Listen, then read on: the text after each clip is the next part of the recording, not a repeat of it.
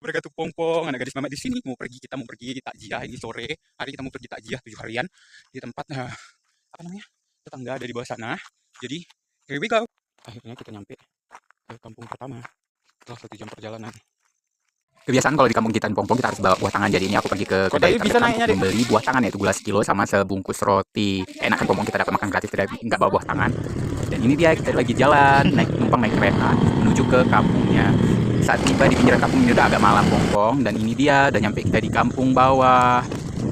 Dan tibalah kita tempat acara, kita disuguhkan makanan oleh yang punya acara atau yang punya tajihan tersebut Pongpong. Dan ini kita siap-siap memulai makan. Bismillahirrahmanirrahim.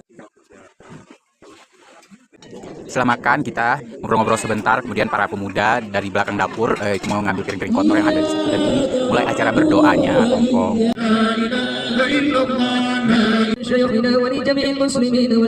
Dan terakhir ditutup dengan sholawatan. Dan ini dia kita di jalan pulang. Karena sepeda motor aku tumpang hingga kuat nanjak dan jalannya nggak bagus, jadi akhirnya aku memutuskan untuk jalan kaki. Dan ini dia sampai kita di jalan yang beceknya luar biasa Pongpong, kayak sawah. And here it is, akhirnya kita sampai ke rumah yang punya motor ya Pongpong. Ke rumah masih jauh, bye-bye.